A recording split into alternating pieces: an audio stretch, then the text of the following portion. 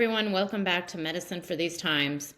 Today, I want to talk about something that is very alive for so many of us, at least here in America. How do you show up and keep doing business when the world seems to be going up in flames? I mean that literally and figuratively, of course.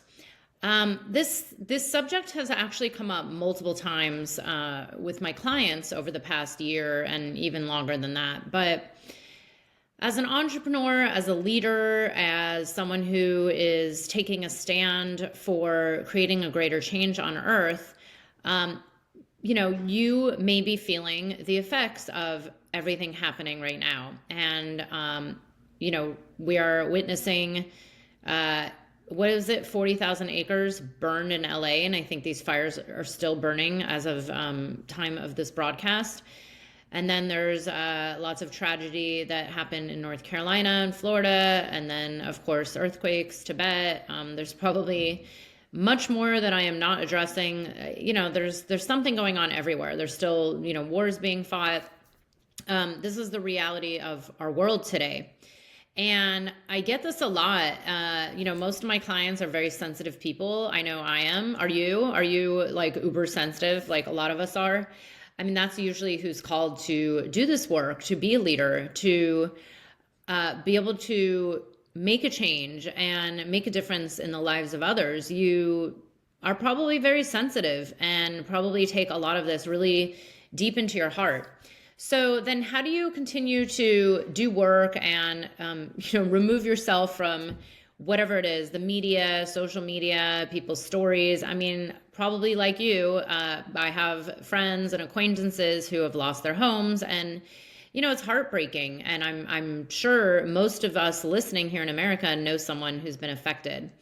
And all of us have been affected because we are all in this together, no matter who you are and where you are on planet Earth. There is no separation. We're all going through it. And we're probably going to see a lot more of this, for multiple reasons. So the way I see it is like, yeah, we could be glued to the media and feeling depressed and be grieving, which, yes, there's grief. There is a process, and that's always going to be part of it. But the way I really see this is, okay, well, this is just more evidence that people need your help. They need your support as we are going through these great transitions and lots of collective grief here on planet Earth right now, and probably more in the following years to come. I mean, I hope not. I, like many of you, I'm constantly praying for things to get a little easier and better. But this is also, the age that we're in. This is, not a surprise to most people that we're going to have lots of environmental destruction and chaos, and who knows, new viruses, new flus, whatever it is. There's always going to be something. And the reality is this is also just life. I think we tend to see everything as like, oh, this is just so much worse. But, there's people that argue and say that we're actually in a much better place than we have been in the grand scheme of human history. So, take that or leave it. But at the same time, life will always happen to you. Life will always affect you. Your heart will always feel, no matter what happens, whether it's considered, quote, good or, quote, bad. So, this is my process. So I personally have been going through a lot. I am about to embark on potentially one of the hardest weeks of my life, but I'm hoping it's actually really beautiful. And so far it's off to an okay start. So I'm staying positive, but it's this balance of being able to really show up for your greater mission. I have shared this before. If you followed me for a while, I really have this daily conversation with Earth and, just kind of this energy of tapping into the Earth and asking to be used as a vessel. How can I serve? What is my job today?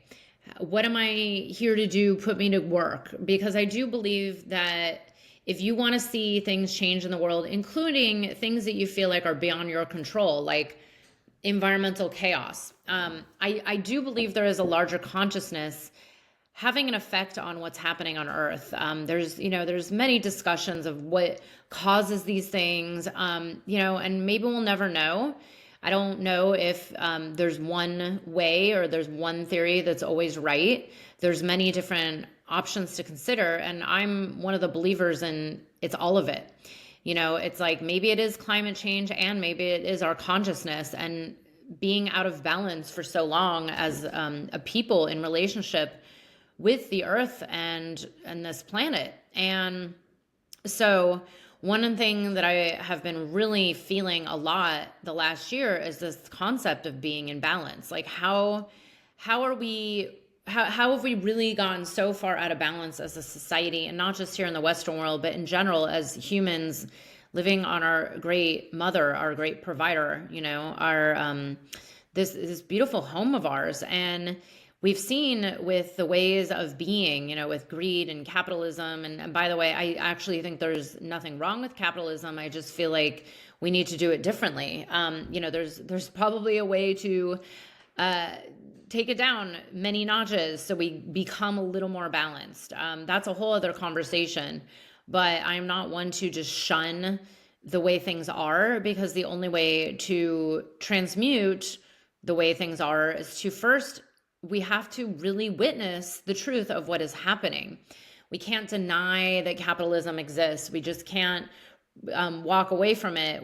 I actually have gotten multiple insights into, it's like the integration of what's imbalanced, what's wrong. And, I'm a student of A Course in Miracles. They talk about the atonement, this idea of forgiveness. And this is something that I've really been feeling is, yes, getting things back into balance. And also, where's the forgiveness? When people talk about the patriarchy, dismantling the patriarchy, let it all crumble. Yeah, on some level, I'm like, yeah, go for it. But what does that really mean? And where's the grief? Where is the forgiveness and the atonement for the way things have been for thousands of years that are not in service to the greater good of all?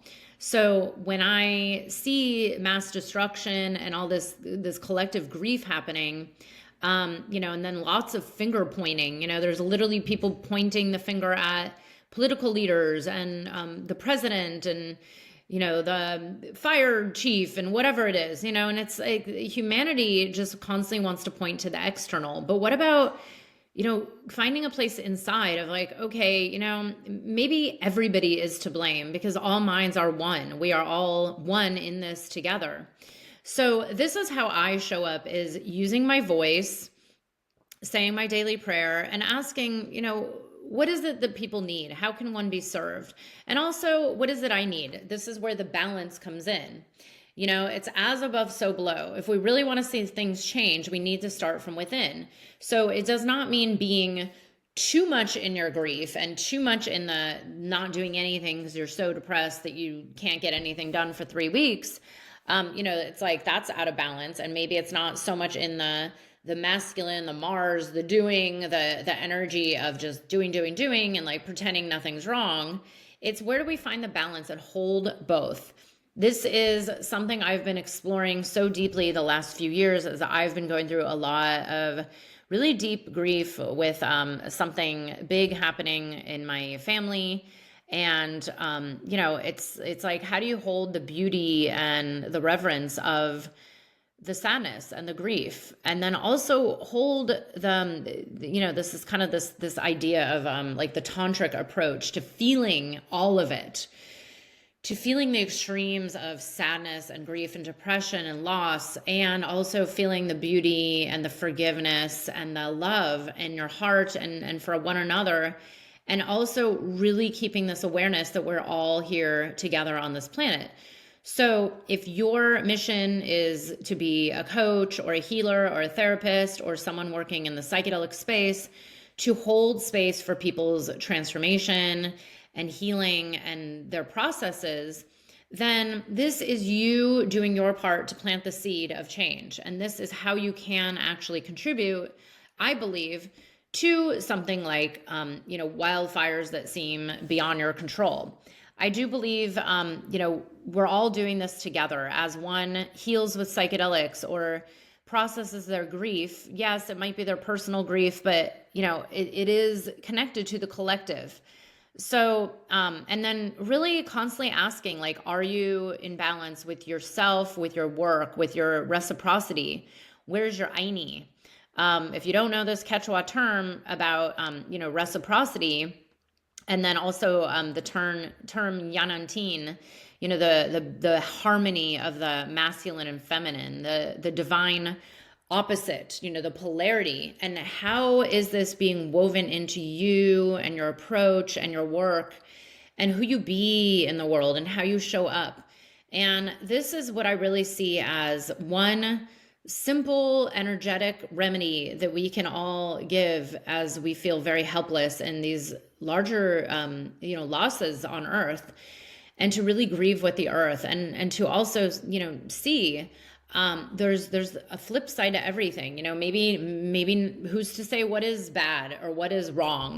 Maybe this actually is okay and needs to happen for some divine reason that we don't know. That's very hard for anybody to hear right now, of course, but it's kind of like everything has a season. Everything in life goes through a death and a birth. This is just how life is, and we're never going to be able to escape it no matter what. So yes, maybe there is a huge amount of losses and destructions, and who knows, maybe it's for a larger reason that we will not know now, and who knows, maybe we won't even know in our lifetime. But I do believe in this law of polarity. There's always both. And how do we hold this as leaders, as space holders, as people who are, here to serve a greater mission besides their self, but to be in service to other. I've talked about this before: service to self, service to other, service to a larger mission, which is, by the way, on my website. I call it the pyramid of divine abundance, because I do believe the true abundance is at this balance point of serving you, serving other, and serving a greater mission. It's also the balance of the masculine and feminine. This is ancient wisdom. This is not from me, of course, to bring everything into divine harmony. And when something tips to one side, it will have a correction to the other side, even if we don't see it, even if we can't see it, and even if, maybe it's not during this incarnation. Who knows? So I just wanted to address this to hopefully inspire you as leaders, as people who are serving in the medicine space, who are helping others, and to hold both of it. And the way I hold it is like not to spiritually bypass it, also not to just pretend I'm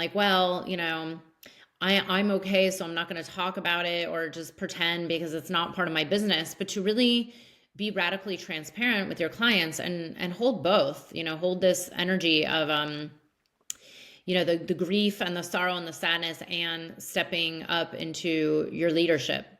Anyways, I hope this was helpful. I know this is very short, but I hope there's some little bit of inspiration here for you. And if you are liking this podcast or liking any of my work, I really would appreciate a review, and to just drop the seed that I'm planting right here. This is being published in mid-January 2025. I have a few offerings coming up this spring that I'm really excited about, including a new one that I am offering with a partner in the psychedelic space.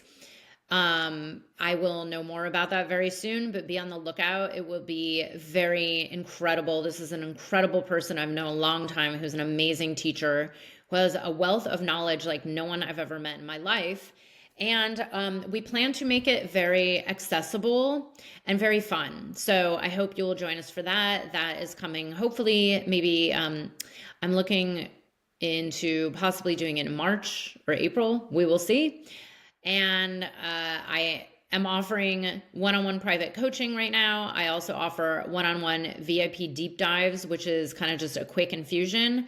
I also have a wonderful online course that is a much more accessible rate. And soon, as of February, I will be offering one-on-one private transformational neurolinguistic programming sessions at a sliding scale rate before, as I still get my quote practice in, and before I raise that rate in just a few months. So thank you for being here. I appreciate you, and go out there and really serve from your heart.